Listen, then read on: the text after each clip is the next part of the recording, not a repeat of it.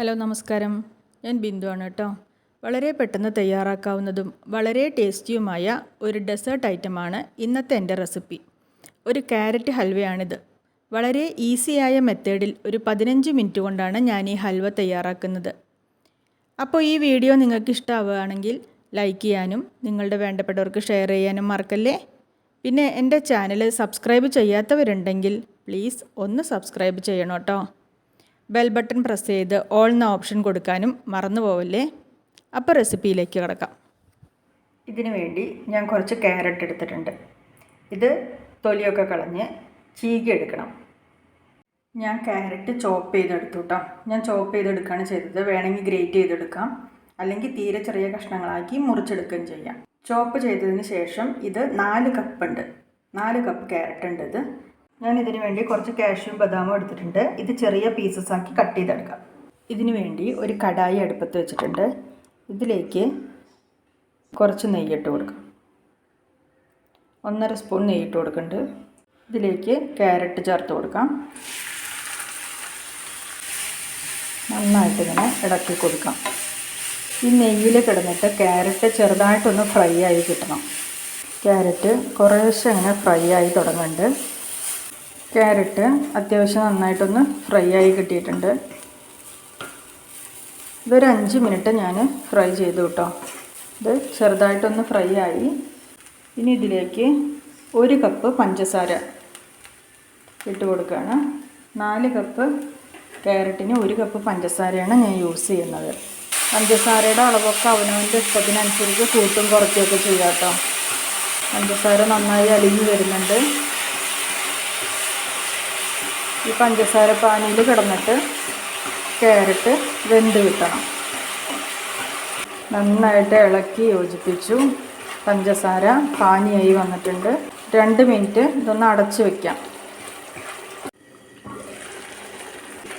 ഇത് ഇടയ്ക്കിടയ്ക്ക് തുറന്നിട്ട് ഇളക്കി കൊടുക്കണം. ഇതിൻ്റെ വെള്ളം ഫുള്ള്, ഇത് പഞ്ചസാര പാനി ഉണ്ടല്ലോ, വെള്ളമല്ല, പഞ്ചസാര ഉരുകിയിട്ട് വന്ന വെള്ളമാണ് കേട്ടോ.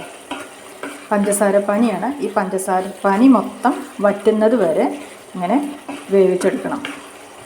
ഇടയ്ക്കിടയ്ക്ക് ഇളക്കി കൊടുത്തുകൊണ്ടിരുന്നാൽ മതി, അടി പിടിക്കരുതെന്ന് മാത്രമേ ഉള്ളൂ.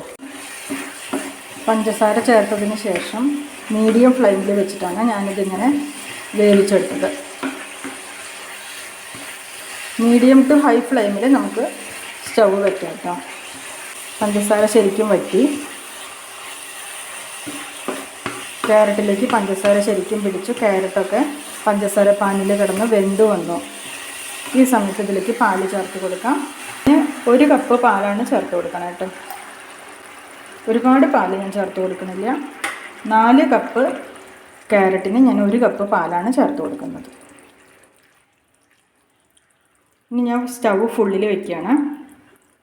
ഈ പാല് തിളച്ച് ഇതിൽ നന്നായിട്ടൊന്ന് വെന്ത് വരട്ടെ. പാല് തിളച്ച് നന്നായി വെന്ത് തുടങ്ങി.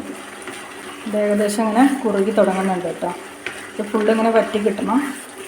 ഈ സമയത്ത് ഇതിലേക്ക് 1/4 ടീസ്പൂൺ ഏലക്കാപ്പൊടി ചേർത്ത് കൊടുക്കുന്നുണ്ട്. ഏലക്കാപ്പൊടി ഓപ്ഷണലാണ്, താല്പര്യം ഉണ്ടെങ്കിൽ ചേർത്താൽ മതി. ഏലക്കയുടെ ഫ്ലേവർ ഇഷ്ടമില്ലാത്തവർക്ക് ഇത് ഒഴിവാക്കാം കേട്ടോ. ഇനി ഇത് നന്നായിട്ടൊന്ന് വറ്റി കിട്ടണം. അതുവരെ ഇങ്ങനെ വഴറ്റി കൊടുക്കാം. സ്റ്റൗ ഫുള്ളിൽ വെച്ചിട്ടാണ് ഞാനിതിങ്ങനെ വഴറ്റിയെടുക്കുന്നത് കേട്ടോ. കാരണം ഇത് സിമ്മിലൊക്കെ വെച്ചിട്ട് ഒരുപാട് നേരിട്ട് വേവിക്കേണ്ട ആവശ്യമില്ല. അതുകൊണ്ട് ഇത് ഫുള്ളിലിട്ടിട്ട് ഈ പാല് ക്യാരറ്റിൽ നന്നായിട്ട് പിടിക്കണം, അത്രയേ ഉള്ളൂ. ഇത് നന്നായിട്ട് വറ്റി വന്നു കേട്ടോ. പാല് ഫുള്ളും വറ്റി, ഇത്രേ ആവശ്യമുള്ളൂ. ഞാൻ സ്റ്റൗ ഓഫ് ചെയ്യാണ്.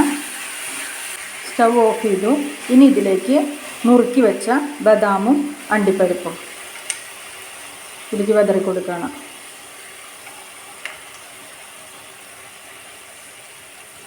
സ്റ്റൗ ഓഫ് ചെയ്തിട്ടാണ് കേട്ടോ അതിട്ട് കൊടുക്കുന്നത്.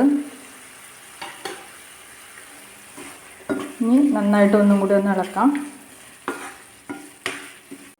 അപ്പോൾ അതാ ക്യാരറ്റ് ഹൽവ ഇവിടെ റെഡി ആയിട്ടുണ്ട്. ഇത്രയേ ഉള്ളൂ ഇതിൻ്റെ പണി.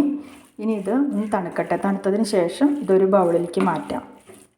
അതിന് ശേഷം നമുക്ക് ഐസ്ക്രീം ചേർത്തിട്ടോ ഐസ്ക്രീം ചേർക്കാതെയോ ഒക്കെ ഇത് സെർവ് ചെയ്യാം കേട്ടോ. ഇതൊന്ന് തണുക്കട്ടെ. തണുത്തതിന് ശേഷം ഞാൻ കാണിച്ചു തരാം ഇതെങ്ങനെ സെർവ് ചെയ്യേണ്ടതെന്നുള്ളത്. ഹൽവ നന്നായി തണുത്തിട്ടുണ്ട്. ഇതാണ് ക്യാരറ്റ് ഹൽവയുടെ സ്ട്രക്ചർ കേട്ടോ. ഇങ്ങനെയാണ് ക്യാരറ്റ് ഹൽവ ഉണ്ടാവുക.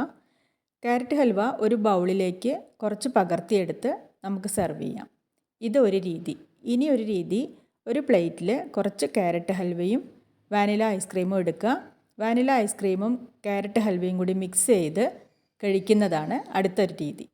ക്യാരറ്റ് ഹൽവയും ഐസ്ക്രീമും ചേർത്ത് കഴിക്കുന്നതാണ് നല്ല ടേസ്റ്റി ആയിട്ടുള്ള രീതി കേട്ടോ.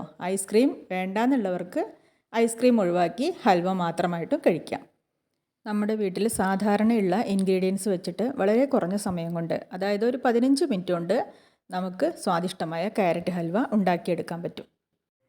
അപ്പോൾ ക്യാരറ്റ് ഉപയോഗിച്ചിട്ട് ഇതുപോലൊരു വിഭവം നിങ്ങൾ തയ്യാറാക്കിയിട്ടില്ല എന്നുണ്ടെങ്കിൽ ഇനി ഒന്ന് ഉണ്ടാക്കി നോക്കൂ കേട്ടോ. അപ്പോൾ അടുത്ത വീഡിയോയിൽ കാണുന്നത് വരെ എല്ലാവർക്കും നന്ദി, നമസ്കാരം.